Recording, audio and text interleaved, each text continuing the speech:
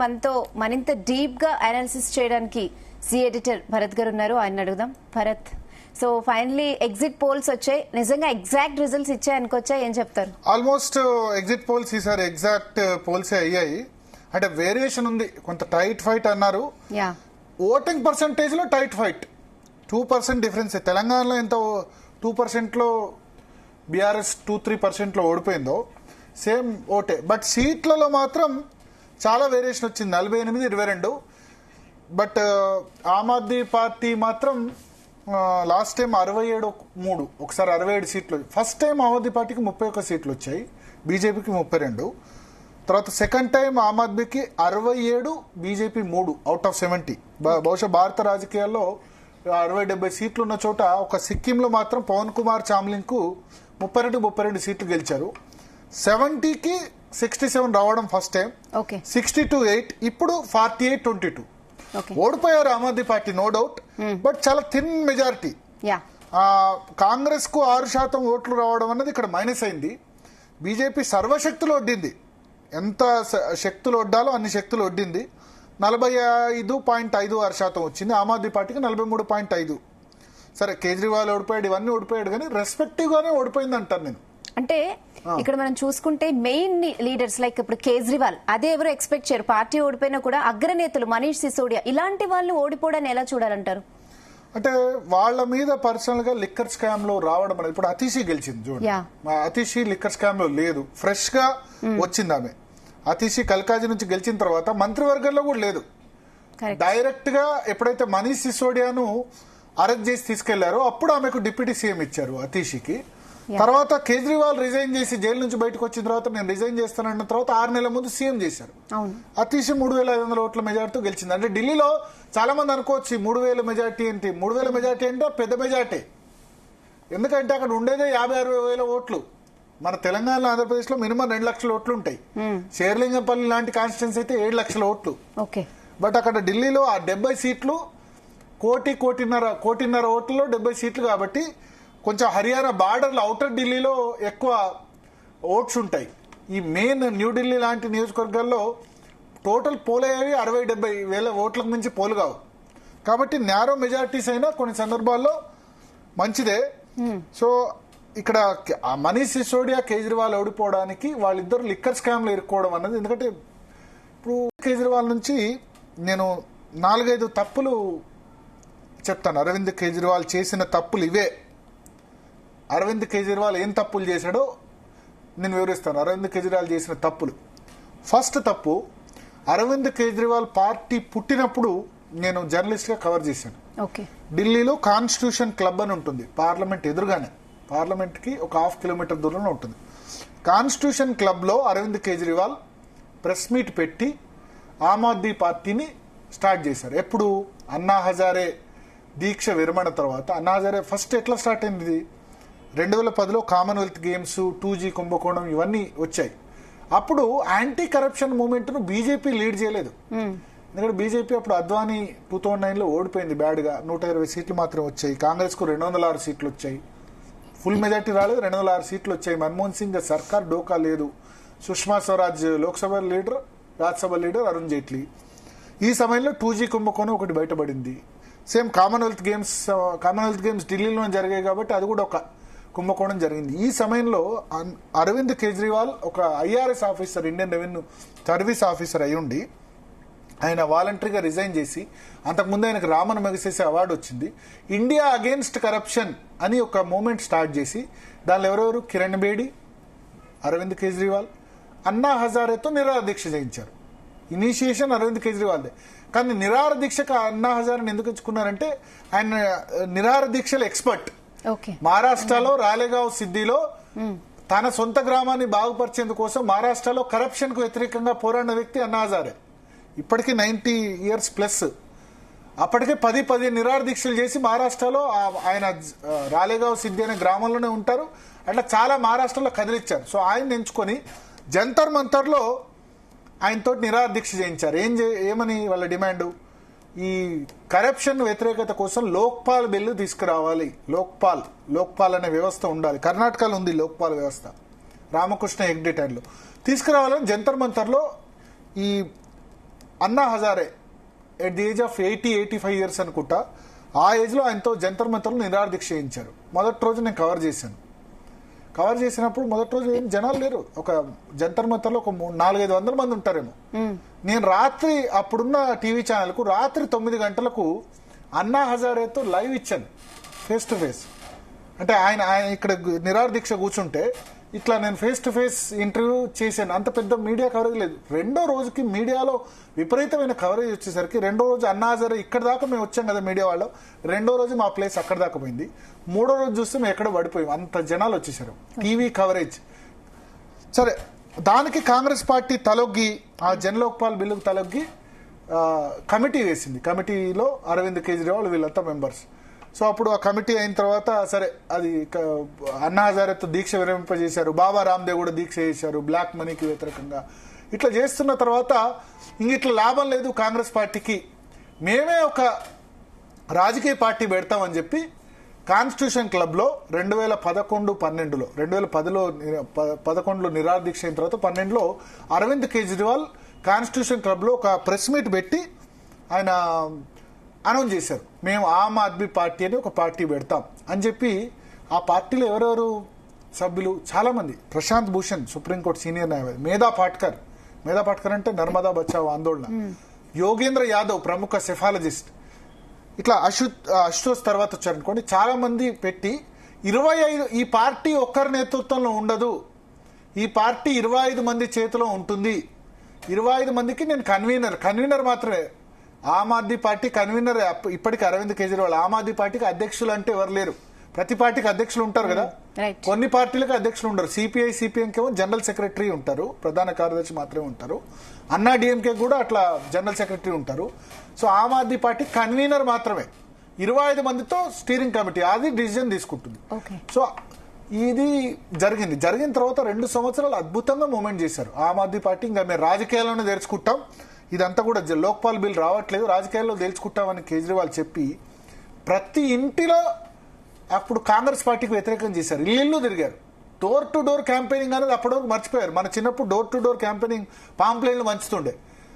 ఈ electronic media వచ్చిన తర్వాత 2004-09 ఎలక్షన్స్ పూర్తిగా టీవీలో ప్రచారం, బహిరంగ సభలు చేయడం తప్ప ఇంటింటికి రాజకీయ పార్టీ కార్యకర్తల క్యాంపెయిన్ మళ్ళీ ఢిల్లీ లాంటి నగరంలో, ఎందుకంటే ఢిల్లీ లాంటి నగరంలో పక్కింటో ఎవడో తెలియదు, ఎదురింటో ఎవడో తెలియదు కదా, ఎవరి బిజీ లైఫ్లో వాళ్ళది. ప్రతి ఇంటికి వెళ్ళి పాంప్లెట్లు మంచి వీళ్ళు వచ్చి అరవింద్ కేజ్రీవాల్ ఒక సవాల్ చేశారు.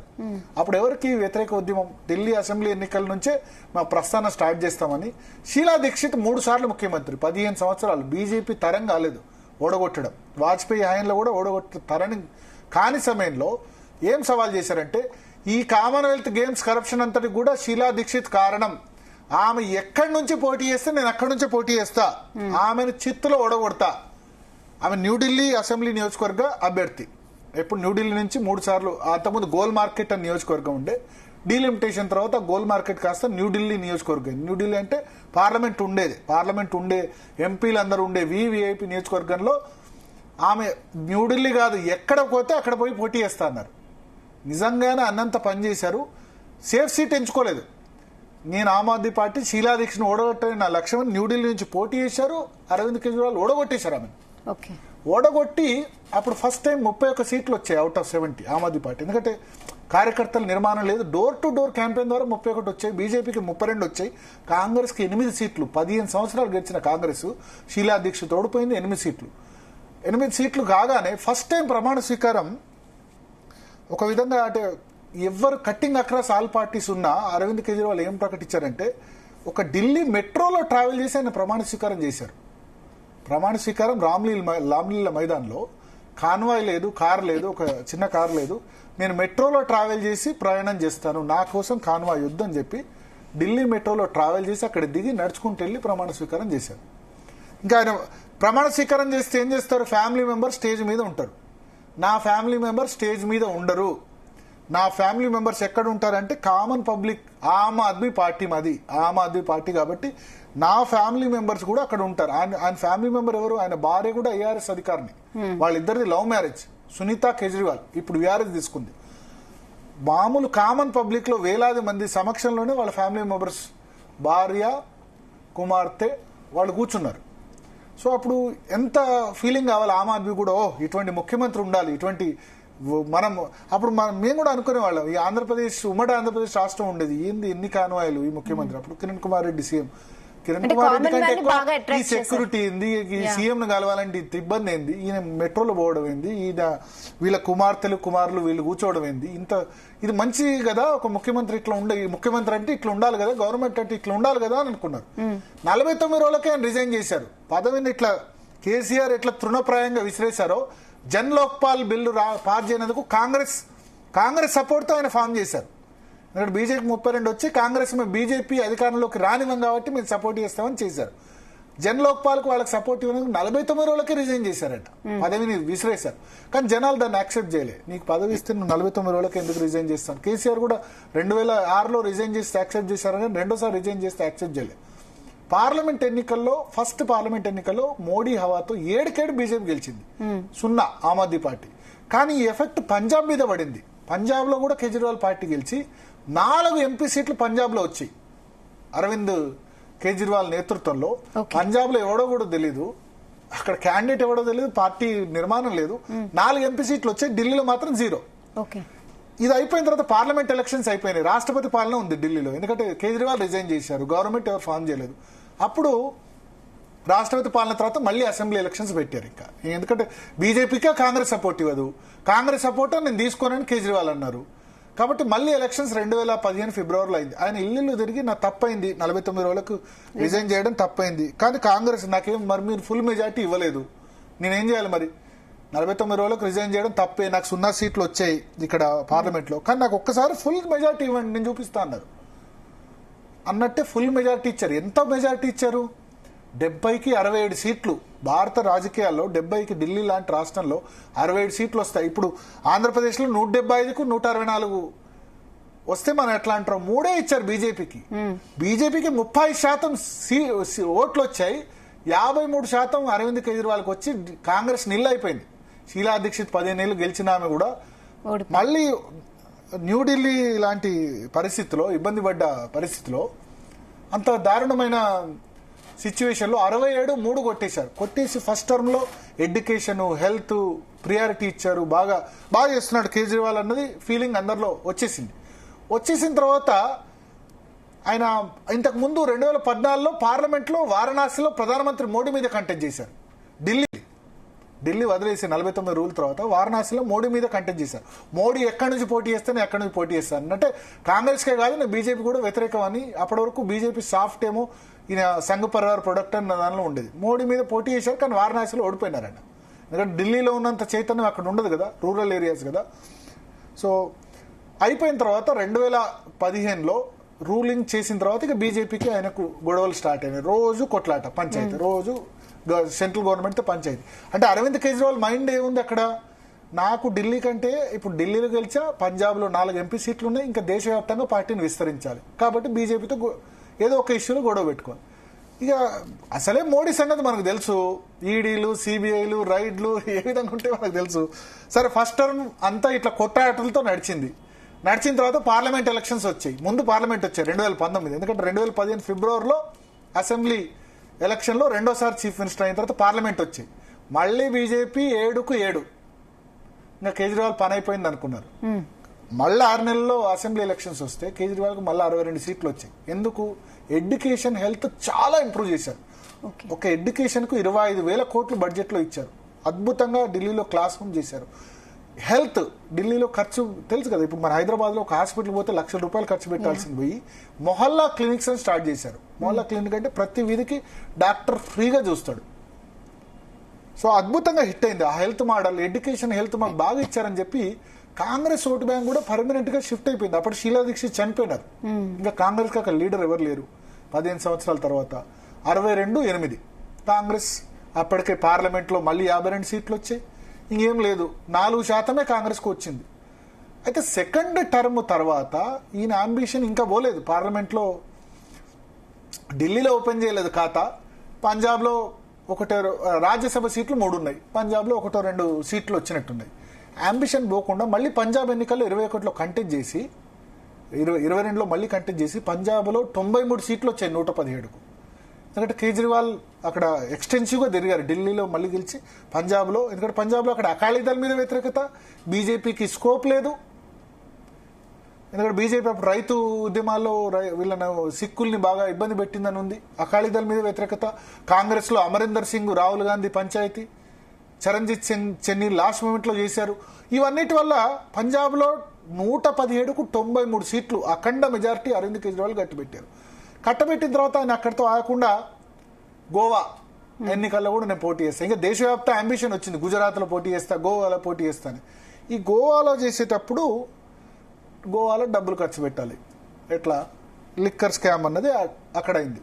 నిజంగా ఎంతవరకు జరిగింది ఏంది అన్నది మనకు తెలియదు. కానీ ఈ లిక్కర్ స్కామ్ ఎప్పుడైతే బయటకు వచ్చిందో, ఇప్పుడు అరవింద్ కేజ్రీవాల్ ఓడించిన ప్రవేశ్ వర్మనే దాన్ని బయటకు పెట్టారు, లిక్కర్ స్కామ్. సో ప్రజలు పూర్తిగా నమ్మేశారు స్కామ్ ని, నమ్మినట్టు కనబడుతుంది. మరి తెలంగాణలో ఇబ్బంది అయింది. అరవింద్ కేజ్రీవాల్ ఇప్పుడు అక్కడ స్వయంగా ఓడిపోయినారు కదా. అరవింద్ కేజ్రీవాల్ ఓడిపోయినా ఫస్ట్ ఈ లిక్కర్ స్కామ్ లో అరెస్ట్ చేసింది మనీష్ సిసోడియా. మనీష్ సిసోడియా 18 నెలలు 2 సంవత్సరాలు ఆల్మోస్ట్ జైల్లో ఉన్నారు. ఆయన ఓడిపోయినారు, ఈయన ఓడిపోయినారు, అరవింద్ కేజ్రీవాల్ కూడా. కరెక్ట్. అయితే ఎందుకు ఇప్పుడు ఇక్కడ అర్థమైంది ఏంటంటే, ఒకటి ఇది చేసిన మిస్టేక్. ఇప్పుడు నువ్వేమని చెప్పవచ్చు, యాంటీ కరప్షన్ అని చెప్పి నువ్వు డబ్బులు మంచి పెట్టుకున్నా నీకు ఓటేస్తారు కదా యాంటీ కరప్షన్ అన్నప్పుడు. ఇప్పుడు కమ్యూనిస్ట్ పార్టీలు డబ్బులు, నువ్వు ఎన్నికల్లో గెలవడం కోసం నువ్వు చెప్పిన ఆదర్శాన్నే దాన్నే నువ్వు తోసిపుచ్చితే ఎట్లా? అది ఇక్కడ ప్రజలు ఇక్కడ పెద్దగా రివర్ట్ కాలేదు. 43% ఓటింగ్ వచ్చింది అయినా, కానీ అప్రిషియేట్ చేయలేదు. ఎవరైతే మిడిల్ క్లాస్ బీజేపీకి పార్లమెంట్ లో ఓటేస్తున్నారు వాళ్ళు అసెంబ్లీకి వచ్చేసరికి అరవింద్ కేజ్రీవాల్ ఓటేస్తున్నారు, ఎందుకంటే ఇటువంటి లీడర్ ఉండాలని. కానీ ఈ 3-4 సంవత్సరాల్లో చాలా బదనాం అయ్యాడు 2-3 ఇష్యూస్ లో. ఒకటి, ఆయన ఏదైతే కామన్ మ్యాన్ అన్నాడో ఆ కామన్ మ్యాన్ మర్చిపోయి ముఖ్యమంత్రి కార్యాలయం, ముఖ్యమంత్రి నివాసం 60 ఏసీలు పెట్టుకున్నాడు. శీష్ మహల్ అని పేరు పెట్టారు. ఢిల్లీ షీలా దీక్షిత్ ఉన్నప్పుడు ఇన్ని ఏసీలు ఎందుకు, ఇంత రాచరికం ఎందుకు అన్నారు. సేమ్ ఈయన అదే పని చేశాడు. గ్రౌండ్ లెవెల్ కోల్పోయాడు. కార్యకర్తలు కలవడం, వాళ్ళని కలవడం. పార్టీలో 25 మంది కన్వీనర్లు ఉంటే అందరినీ సస్పెండ్ చేసి పారేశాడు. ఎవరు లేరు. ప్రశాంత్ భూషణ్ ఎక్కడా, యోగేంద్ర యాదవ్ ఎక్కడా, మొదటి నుంచి ఉన్న వాళ్ళని అందరినీ సెంటర్ పార్టీ నుంచి కుమార్ విశ్వాస్ ఎక్కడా, అందరినీ పంపించేశాడు.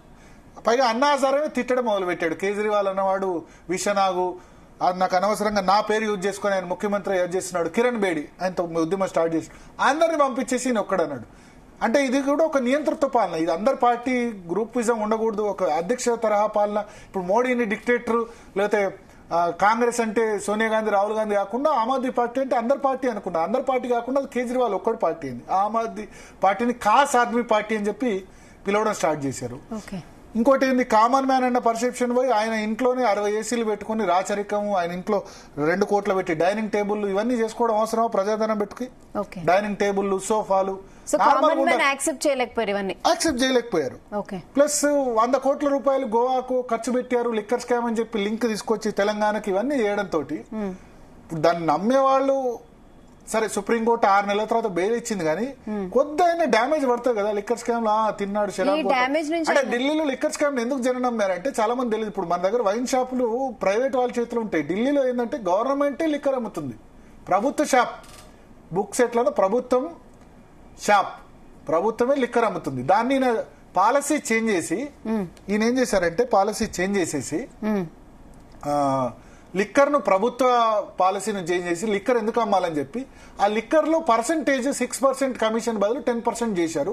ఆ కమిషన్ ఇచ్చినందుకు ఇక్కడ మన రాష్ట్రం నుంచి మాగుంట శ్రీనివాసులు రెడ్డి వీళ్ళందరూ పోయి అక్కడ సౌత్ లాబీ ఏర్పడి అది చేసినందువల్ల ఇప్పుడు ఈ పరిస్థితి వచ్చింది. సరే, ఆయన డబ్బులు తినలేదా అన్న దానికంటే కూడా కొంత ప్రైమా ఫేసి అది ఎక్స్పెక్ట్ అయింది. ప్రైమా ఫేసి వీళ్ళందరితో ఎందుకు మీటింగ్ పెట్టారు, వీళ్ళందరితో ఎందుకు నడిచింది అన్నది ప్రైమా ఫేసిగా జనం నమ్మారు. ఈయన డబ్బు రాజకీయాలు చేయకుంటే బాగుండేదని అనుకునే వాళ్ళు చాలా మంది ఉన్నారు. ఒక మంచి హోప్ క్రియేట్ చేసింది ఆమ్ ఆద్మీ అంటే జాడు గుర్తు, ఊడిస్తాం మొత్తం కరప్షన్ ఊడుస్తామని ఈయన కరప్షన్ లో చిక్కుకోవడం వల్ల ఇది చాలా బిగ్గెస్ట్ మిస్టేక్ ఆయన చేసిన దానివల్ల. ఎడ్యుకేషన్ మోడల్, హెల్త్ మోడల్ అన్ని పోయినాయి. ఇప్పుడు కేజ్రీవాల్ అంటే శీష్ మహల్ అంటే పెద్ద బంగ్లా. మన దగ్గర కేసీఆర్ ను ప్రగతి భవన్ ఎట్లా అంటారు. సరే, కేసీఆర్ అంటే మొదటి నుంచి ఆయన నైజం అది. కానీ కేజ్రీవాల్ ఆ బ్యాక్గ్రౌండ్ రాలే కదా.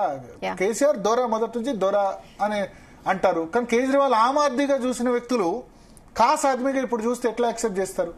యాంటీ కరప్షన్ మూవ్మెంట్ లో వచ్చి నువ్వే జైలుకు పోవడం ఏంది? అంటే కొంతమంది అనలిస్టులు ఏమంటున్నారంటే అది మైండ్ గేమ్, పొలిటికల్ గేమ్ అని కేజ్రీవాల్ డైవర్ట్ చేశారంటున్నారు. దానిపై ఏమంటారు? అంటే కేజ్రీవాల్ డైవర్ట్ చేయడం అంటే ఇప్పుడు ఆయన మైండ్ గేమ్, ఒక పొలిటికల్ గేమ్ అని కూడా చెప్తున్నారు కదా. అంటే ఎవరు కేజ్రీవాల్ డైవర్ట్ చేయడమా లేదా బీజేపీ అంటారా? బీజేపీ ఆబ్వియస్లీ వాళ్ళ అధికారంలోకి వచ్చిన కోసం వాళ్ళు ఏమంటే అది చేస్తారు. వాళ్ళేం కేజ్రీవాల్ అధికారంలోకి రావాలి, కేజ్రీవాల్ ఉండాలని అనుకోరు కదా. బట్ కేజ్రీవాల్ కాన్ఫ్లిక్ట్ కూడా పెట్టుకున్నాడు. ఎందుకంటే నేను మోడీ కంటే ఎక్కువ ఫీలింగ్ అవుతాడు. మోడీ ఎందుకు యాక్సెప్ట్ చేస్తాడు? ఇంకో పోటీదారుడు వస్తాడంటే ఎందుకు యాక్సెప్ట్ చేస్తాడు? అంటే ఇప్పుడు మీరు చెప్పారు కదా చాలా పెద్ద డ్యామేజ్ అయింది లిక్కర్ స్కామ్ అనేది. నిజంగా ఈ డ్యామేజ్ నుంచి కేజ్రీవాల్ బయట పడలేరంటారా ఫ్యూచర్ లో? అంటే కేసు ఇంకా ఉంది, అయిపోలేదు. ఈ కేసు అయిపోలేదు, ఇంకా బెయిల్ మీదే బయట ఉన్నాడు. ఇంకా సిబిఐ ఛార్జ్ షీట్లు, ఈడీ ఛార్జ్ షీట్లు, 5 సంవత్సరాలు ట్రయల్ ఫేస్ చేయాలి. ఇవన్నీ ఇబ్బందులు ఉంటాయి కదా. పైగా అధికారంలో ఉండడం ఈజీ. కాంగ్రెస్ ఎక్కడ పెరుగుతుంది? ఇప్పుడు ఈయన ఎవరు ఓటు బ్యాంక్ క్యాప్చర్ చేశాడు? కాంగ్రెస్, దళిత్, ముస్లిం అందరివి. కాంగ్రెస్ డెఫినెట్ గా పికప్ కావాలని చూస్తారు కదా. వాళ్ళే ఇప్పుడు ముస్లింలు ఏంటి, బీజేపీని ఎవరు ఓడించగలిగితే వాళ్ళకి ఓటిస్తారు. రేపు కాంగ్రెస్ ఓడించగలిగితే అంటే వాళ్ళకి షిఫ్ట్ అవుతారు. అంతే కదా, అది లాజిక్, కామన్ లాజిక్. ఇక్కడ మనం చూడండి, టీఆర్ఎస్ కు ఓటేశారు. బీజేపీని ఎవరు ఓడించగలుగుతా అంటే వాళ్ళకి ఓటేస్తారు. సో అది కామన్. ఏది కేజ్రీవాల్ మీద ప్రేమ కాదు, వాళ్ళు కాదు. ఆ ఓటు బ్యాంక్ షిఫ్ట్ అయ్యే అవకాశం ఉంటుంది కదా. కేజ్రీవాల్ ఖచ్చితంగా గెలుస్తాడు. కేజ్రీవాల్ కు బీజేపీకే పోటీ అన్నారు. రేపు ట్రయాంగులర్ కంటెస్ట్ అయితే ఓటు స్ప్లిట్ అవుతుంది కదా ముస్లిం కూడా.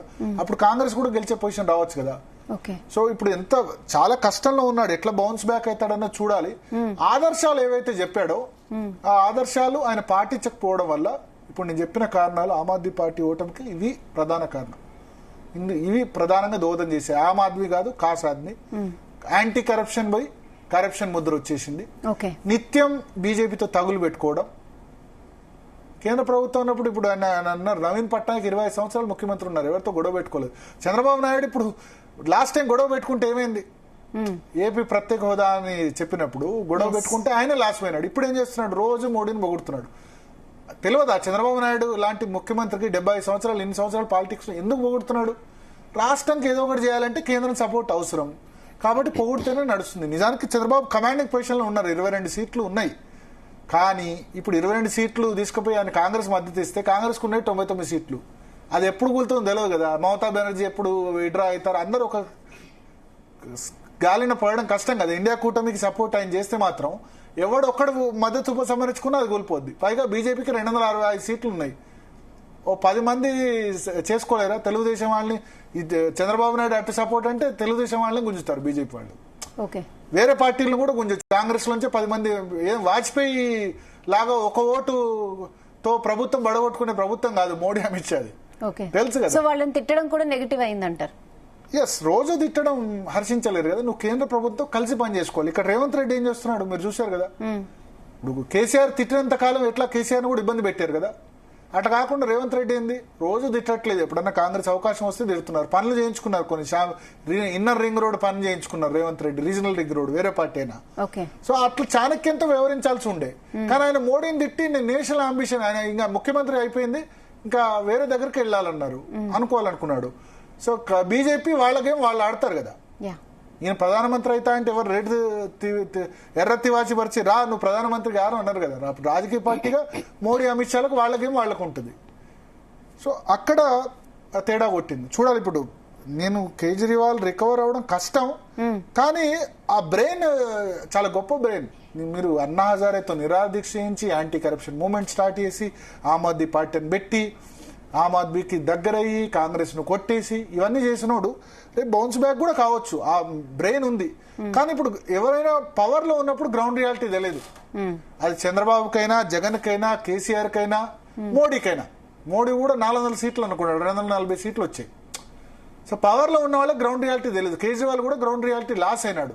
ఆయన నేనేం చేసినా ప్రజలు యాక్సెప్ట్ చేస్తారు, యాంటీ కరప్షన్ అనే యాక్సెప్ట్ చేస్తారు, నేను శీష్మాలు కట్టుకున్నా యాక్సెప్ట్ చేస్తారు, నేను అవినీతి చేసినా యాక్సెప్ట్ చేస్తారు, అవినీతి ప్రయత్నించిన అని అనుకున్నారు. సో పవర్ పోయిన తర్వాత గ్రౌండ్ రియాలిటీ, ఇప్పుడు పవర్ పోయింది కాబట్టి గ్రౌండ్ రియాలిటీ కేజ్రీవాల్ తెలుస్తుందని అనుకున్నాం. ఇక కాంగ్రెస్ విషయానికి వస్తే కాంగ్రెస్ ఓడించింది అంటున్నారు, దానిపై ఏం చెప్తారు? ఆబ్వియస్లీ కాంగ్రెస్ ఎందుకు గెలిపిస్తుంది కేజ్రీవాల్ ను? కాంగ్రెస్ కి ఎందుకు గెలిపించాలి? గెలిపిస్తే వాళ్ళకి వచ్చే లాభం ఏంది? మళ్ళీ ఆయన ముఖ్యమంత్రి అవుతాడు, కాంగ్రెస్ 0 ఢిల్లీలో 0, పంజాబ్లో 0, హర్యానాలో ఓడిచ్చాడు. మొన్న హర్యానాలో ఓడిచ్చాడా లేదా కేజ్రీవాల్? అలయన్స్ పెట్టుకోమంటే ఎక్కువ సీట్లు అడిగాడు, వీళ్ళు ఇవ్వలేదు, పొత్తు కాలేదు. వాళ్ళు కాంగ్రెస్ మేము గెలుస్తానులే ఏముంది ఈజీ అనుకున్నారు. ఆయన ఓట్లు మైనస్ అయినాయి కదా, హర్యానాలో వాళ్ళని ఓడిచ్చాడు. ప్లస్ ఈయన ఢిల్లీలో కేజ్రీవాల్ ఓడితేనే కాంగ్రెస్ లాభం. ఇప్పుడు ఎప్పుడో పార్లమెంట్ ఎలక్షన్ 2029లో ఉంది కదా, నెక్స్ట్ పంజాబ్లో ఉంది 2027లో ఎలక్షన్, ఇంకో 2 yearsలో. అక్కడ 93 సీట్లతో అధికారంలోకి వచ్చింది ఆమ్ ఆద్మీ పార్టీ. అక్కడ నెంబర్ 2 పార్టీ కాంగ్రెస్. పార్లమెంట్ లో కాంగ్రెస్ కి 7 సీట్లు వచ్చాయి, అక్కడ ఆమ్ ఆద్మీ కంటే ఎక్కువ వచ్చాయి. అక్కడ గెలవాలన్నా అక్కడైనా ఫైట్ చేయాలి కదా. సో ఇప్పుడు చెప్పొచ్చు, ఇప్పుడు ఇక మాకు అరవింద్ కేజ్రీవాల్ సంబంధం లేదని పంజాబ్ లో చెప్పొచ్చు. ఉన్నాయే 3 గవర్నమెంట్లు, ఉన్నాయే ఏది హిమాచల్ ప్రదేశ్, కర్ణాటక, తెలంగాణ కాంగ్రెస్ కు. పంజాబ్ మళ్ళీ రావద్దా? రావాలంటే ఏం చేయాలి? ఆమ్ ఆద్మీని తిట్టాలి కదా. ఇప్పుడు బరాబర్ చెప్తారు. అందుకని ఇవాళ మేము కేజ్రీవాల్ మేము ఎందుకు గెలిపించాలి అంటారు. కేజ్రీవాల్ని స్వయంగా ఓడించడంలో కూడా వాళ్ళు పాత్ర చేశారు. అంటే కాంగ్రెస్ పార్టీ చేసిన స్ట్రాటజీ కరెక్టే అని నేను అంట. ముందు వాళ్ళు 120-130 సీట్లు తీసుకుంటే కదా వేరే వాళ్ళు గౌరవించేది. నీకే 40-50 సీట్లు వస్తే నేను ఎవరు రెస్పెక్ట్ చేస్తారు? ఇప్పుడు బీజేపీని ఎందుకు రెస్పెక్ట్ చేస్తున్నారు? వాళ్ళు 280, 300, 240 సీట్లు తెచ్చుకున్నారు. కాంగ్రెస్ లాస్ట్ 3 ఎలక్షన్లో ఎంత? 44, 52, 99. ఇన్ని 3 టర్మ్స్ వచ్చినా వాళ్ళకి వచ్చింది 99. సొంతంగా వాళ్ళు 130, 120 సీట్లు తెచ్చుకుంటే వాళ్ళు పవర్లోకి వస్తారు, నో డౌట్. తెచ్చుకోవాలంటే మళ్ళీ రాష్ట్రాల్లో బలపడాలి, ఢిల్లీలో బలపడాలి. ఢిల్లీలో 0 ఎన్ని ఇయర్స్ నుంచి? 2014 0, 19 0, ఇప్పుడు 0. పంజాబ్లో కూడా ఆమ్ ఆద్మీ పార్టీ వల్ల సీట్లు తగ్గుతున్నాయి వాళ్ళకి. సో ఇప్పుడు ఆప్ కథం అయితేనే వాళ్ళకు అది. సో కరెక్ట్ స్ట్రాటజీ, పొలిటికల్ పార్టీగా కరెక్ట్ స్ట్రాటజీ. అందుకే రాహుల్ గాంధీ కూడా మొత్తం అరవింద్ కేజ్రీవాల్ ని తిట్టాడు ఎలక్షన్ లో. మొన్న పార్లమెంట్ ఎలక్షన్ లో ఇద్దరు కలిసి పోటీ చేసిన 4-3 కాంగ్రెస్ చేసింది, ఆమ్ ఆద్మీ పార్టీ 4 చేసింది. అయినా 7 బీజేపీ కొట్టేసింది, మోడీ హవా. బట్ ఇప్పుడు రాహుల్ గాంధీ కేజ్రీవాల్ టార్గెట్ చేశారు. ఇప్పుడు కేజ్రీవాల్ అయిపోతే మరి కేజ్రీవాల్ చేయలేదా షీలా దీక్షిత్ను? ఇప్పుడు అంటున్నారు కదా ఇండియా కూటమి పార్ట్నర్స్ లేకపోతే వేరే వాళ్ళు రాహుల్ గాంధీని కాంగ్రెస్ తిట్టేవాళ్ళు. అది Rahul Gandhi perfect strategy, correct strategy. Politician గా ఆయన చేసింది 100% నిజం. ఇదే స్ట్రాటజీ అరవింద్ కేజ్రీవాల్ చేయలేదా? షీలా దీక్షిత్ను ఓడించలేదా? అప్పుడు బీజేపీని తిట్టలే కదా. కాంగ్రెస్ స్పేస్ ఆక్యుపై చేశాడు. ఇప్పుడు కాంగ్రెస్ ఆయన కిల్ అయితేనే కాంగ్రెస్ బతికేది. ముందు కాంగ్రెస్ తనను తాను వేరే వాళ్ళని బతికిచ్చి శ్వాస అందించాల్సిన అవసరం లేదు, ముందు వాళ్ళు బతకాలి కదా. సో కరెక్ట్ స్ట్రాటజీ అని నేను అంటాను. సో అంటే ఆయన బౌన్స్ బ్యాక్ అవడానికి కనీసం ఆయన ప్రతిపక్ష హోదాలో ఉండ కూడా మాట్లాడలేని సిచ్యువేషన్. సో మళ్ళీ ఆమ్ ఆద్మీగా రావచ్చా? అంటే మళ్ళీ ఆ లిక్కర్ స్కామ్ ముద్ర ఉంది. సో ఎలా ఓవర్కమ్ చేస్తారు? అంటే గ్రౌండ్ ఇప్పటికీ 2% మాత్రమే డిఫరెన్స్ తో ఓడిపోయినారు. బట్ అంటే ఆయన మెయిన్ గా ఆయనే ఓడిపోయారు కదా. ఆయన ఓడిపోయినారు. ఎందుకు ఓడిపోయినారంటే ప్రవేశ్ వర్మ గ్రౌండ్ వర్క్ చేశారు, లిక్కర్ స్కామ్ లో పర్సనల్ గా ముద్రపోవడం, 3000 ఓట్లతో ఓడిపోయారు, తక్కువ ఓట్లతో ఓడిపోయినారు. ప్రజలు మర్చిపోతారు. ఇవాళ ఎలక్షన్ ఇప్పుడు 6 నెలల క్రితం నరేంద్ర మోడీ హర్యానాలో ఓడిపోయినాడు, మహారాష్ట్రలో ఓడిపోయినాడు. కొట్టేశారు కదా, ఆ 2 చోట్ల కొట్టేసింది కదా నరేంద్ర మోడీ. కొట్టేసినప్పుడు ప్రజలు చాలా మర్చిపోయే గుణం. ఒక ఓటుతో వాళ్ళ కోపం పోతుంది, ఒక్క ఓటుతోటి కోపం పోతుంది. సో ఇప్పుడు ఈయన మీద ఒక ఓటుతో కోపం పోయింది, అరవింద్ కేజ్రీవాల్ మీద కోపం పోయింది. నెక్స్ట్ ఆయన చేసే చర్యలు ఏ విధంగా ఉంటాయి? మళ్ళా సేమ్ మారకుండా ఉండకుండా తన ఆమ్ ఆద్మీ నిరూపించుకుంటాడా? ఈ యాంటీ కరప్షన్ కేసెస్ నుంచి ఎట్లా బయటపడతాడు? అవన్నీ ఆయన చేసే స్ట్రాటజీ. బట్ కేజ్రీవాల్ సమర్థుడు, అవన్నీ ఇదివరకు చేసిన వాడు. ఇప్పుడు గ్రౌండ్ రియాలిటీకి వచ్చి రాజకీయాల్లో ఓటమి సహజం. అందులో 3 టర్మ్స్ చీఫ్ మినిస్టర్ చేసిన తర్వాత 11-12 చీఫ్ మినిస్టర్ చేసిన తర్వాత ఎవరైనా ఓడిపోవడం సహజం. 5 సంవత్సరాలకి ఓడిపోయిన వాళ్ళు చాలా మంది ఉన్నారు. సో ఆ చాణక్యన్ కేజ్రీవాల్ ఉంది, అంత బ్యాడ్ గా కూడా రిలీజ్ కాలేదు ఓటింగ్ పర్సెంటేజ్ ప్రకారం చూస్తే. సో బౌన్స్ బ్యాక్ కావాలంటే ఆయన చాణక్యం ఉంది, ఆ చాణక్యాన్ని ఆయన బయటకు దివాలి. కమ్యూనిటీ చాలా పెద్ద ప్లస్, బనియా కమ్యూనిటీ ఢిల్లీలో బనియాస్ చాలా కీలకం. బనియాస్ కూడా ఆయన వదిలి వెళ్ళారు, బీజేపీ వైపు వెళ్ళారు. మరి బనియాస్ అంటే మన దగ్గర ఆర్యవేశ్యులు, కోమట్లు, వ్యాపార కమ్యూనిటీ. ఢిల్లీ మొత్తం కూడా వ్యాపారమే నడుస్తుంది. చాందినీ చౌక్ మొత్తం అంత బిజినెస్ సెంటర్, చాలా ఇన్ఫ్లుయెన్షియల్ కమ్యూనిటీ. ఆయన కమ్యూనిటీ ఆయన వెంటుంది. సో ఈసారి ఇట్లా జరిగింది, చూద్దాం కేజ్రీవాల్ బౌన్స్ బ్యాక్. ఫైనల్లీ ఇంకా బీజేపీ విషయానికి వస్తే 27 ఏళ్ల తర్వాత వచ్చింది. సో మెయిన్ అంటే స్ట్రాటజీ ఏంటి, దేంతో వచ్చిందంటే ఏం చెప్తారు? మెయిన్ రీజన్ బీజేపీ సర్వశక్తులు ఒడ్డారు. ఇప్పుడు మనం చూస్తే 30% ఓటు బ్యాంక్ ఉంది. ఆ 10% తెచ్చుకునేందుకు వాళ్ళు ఎన్ని ప్రయత్నాలు చేయాలో అన్ని ప్రయత్నం చేశారు. కరప్షన్ ఏంది? కేజ్రీవాల్ దెబ్బ కొట్టాలంటే యాంటీ కరప్షన్. ఈయనకు కరప్షన్ ముద్ర ఉంది, ఈయనేం శుద్ధపూస కాదు అని ప్రూవ్ చేసేందుకు 3 సంవత్సరాల నుంచి స్కెచ్ చేశారు. ఒక చిన్న దొరికింది లిక్కర్ స్కామ్ లో, ఒక చిన్న ఈ ప్రవేశ్ వర్మకే ఏదో హోటల్లో వీళ్ళు మీటింగ్ అయినట్టు, సౌత్ లాబీ మీటింగ్ అయినట్టు ఒక వీడియో దొరికితే ఆయన దాన్ని బయటకు తీసుకొచ్చి ఇంత పెద్దగా చేశారు. ఒక చిన్న క్లూ దొరికితే కేజ్రీవాల్ కరప్షన్ కాదు, ఈయన ఏం శుద్ధపూస కాదు, ఈయనే కరప్షన్ అని చెప్పారు. ఈయనేం ఆమ్ ఆద్మీ కాదు, కాస్ ఆద్మీ అని చెప్పి ఆయన ముఖ్యమంత్రి రిజైన్ చేయగానే బంగ్లా ఎందుకంటే సెంట్రల్ గవర్నమెంట్ చేతిలో ఉంటుంది, CPWD central government public works department చేతిలో ఉంటుంది. ఖాళీ చేయగానే వెంటనే ఫోటోలు తీశారు మొత్తం. ఇక చూడండి, బంగ్లాలో కేజ్రీవాల్ బంగ్లా శీష్ మహల్, ఇంత పెద్ద ఇల్లు కట్టుకున్నాడు, ఈయన కాస్ ఆద్మీ కాదు, ఈయన డైనింగ్ టేబుల్ 2 కోట్లు, సోఫా 3 కోట్లు, ఇంత డబ్బులు ఖర్చు పెట్టాలి ఏసీ అని చెప్పి సోషల్ మీడియా ఫుల్ ఉంది, బీజేపీ సోషల్ మీడియాలో చెప్పారు. అందుకని శీష్ మహల్ అని దాని పేరు పెట్టారు. మన దగ్గర ప్రగతి భవన్ అని కేసీఆర్ ఫామ్ హౌస్ ప్రగతి భవన్ లో గడి కట్టుకున్నాడు అన్నట్టు ఏ విధంగా అయితే కాంగ్రెస్ ప్రచారం చేసిందో సేమ్ ప్రచారం అది చేశారు. So negative campaign Kejriwal, positive ఇంకోటి మార్చుకున్నారు. కేజ్రీవాల్ ఏం చేశాడు, ఫ్రీ బస్ ఇచ్చాడు, తర్వాత 200 యూనిట్ల లోపు ఫ్రీ ఎలక్ట్రిసిటీ ఇచ్చాడు. వీళ్ళు మేము కూడా ఇస్తామన్నారు, బీజేపీ ఫ్రీ బీస్ మొన్నటి వరకు చేయలేదు కదా, మేము 200 కాదు 300 యూనిట్లు ఫ్రీ ఎలక్ట్రిసిటీ ఇస్తామన్నారు. మహిళలకు ఆయన 2100 ఇస్తా అంటే మేము కూడా ఇస్తామని చెప్పారు. సో వాళ్ళు కూడా ఎస్ ఫ్రీ బీస్ మరి యాక్సెప్ట్ చేయక తప్పదు, నువ్వు ఇస్తామంటే మేము ఇస్తామని వాళ్ళు చెప్పారు. చంద్రబాబు నాయుడు లాంటి వాడిని తీసుకొచ్చి ప్రచారం చేయించారు. అక్కడ బీహార్ పార్టీని, యూపీ వాళ్ళని అందరినీ, యోగి ఆదిత్యనాథ్ మొత్తం మోడీ 10 ర్యాలీస్, యోగి ఆదిత్యనాథ్ అన్ని సర్వశక్తులు ఒడ్డారు. RSS door to door campaign. Pravesh Verma sitting MP, Ramesh Bidhuri sitting MP. వీళ్ళిద్దరికి టికెట్ ఇవ్వకుండా ప్రవేశ్ వర్మ, రమేష్ బిదురుకి ఇద్దరికి పార్లమెంట్లో టికెట్ ఇవ్వలేదు. ఏంది, ప్రవేశ్ వర్మ 2019లో ఢిల్లీలోనే హైయెస్ట్ మెజారిటీతో గెలిచిన ఎంపీ సాయిక్ సింగ్ వర్మ కొడుకు, ఆయనకు టికెట్ ఇవ్వకపోవడం ఏందని అనుకున్నారు. చూస్తే ఏం చేశారంటే, నువ్వు పార్లమెంట్ వద్దు, పార్లమెంట్ అయితే మళ్ళీ నీ కాన్సన్ట్రేషన్ దెబ్బతింటుంది, నువ్వు పోయి అరవింద్ కేజ్రీవాల్ మీద పోటీ చేయమని చెప్పారు. So Arvind Kejriwal round up చేశారు. ముందు ఆయన కాన్స్టిట్యున్సీలో నువ్వు టైట్ ఉండేసరికి ఆయన కాన్సన్ట్రేషన్ ఈ ఢిల్లీ మొత్తం మీద కంటే ఇక్కడ చేయాల్సి వస్తుంది. మనీష్ సిసోడియా మీద సిక్కు క్యాండిడేట్ పెట్టారు, అతీషి మీద రమేష్ బుద్ధిరుని తీసుకొచ్చి పెట్టారు, ఆమె కూడా 3000 ఓట్లతోనే గెలిచింది. సో మొత్తం రౌండ్ అప్ చేశారు. ఈ ముఖ్యమైన లీడర్స్ ని వాళ్ళ కాన్స్టిట్యున్సీ మీదే నేనే ఓడిపోతాననే పరిస్థితి, ఫస్ట్ నేను గెలవాలి తర్వాత పార్టీ రావాలి. సో అట్లా రౌండ్ అప్ చేశారు. సో సర్వశక్తులు ఒడ్డి చాణక్యం ప్రదర్శించారు. బీజేపీని మించి నాకు తెలిసి ఎలక్షనీరింగ్ ఇప్పుడు భారతదేశంలో చేసే పార్టీ ఉండడం చాలా తక్కువ. ఎలక్షనీరింగ్ ఆల్సో ఇంపార్టెంట్, ఎందుకంటే ఎలక్షనీరింగ్ చేయడం వల్ల కూడా ఒక 4-5% ప్లస్ అవుద్ది. ఇప్పుడు 2% ఓట్లతో గెలిచారంటే ఎలక్షనీరింగ్ అన్నది పర్ఫెక్ట్ గా చేయడం వల్ల వాళ్ళు గెలిచారు.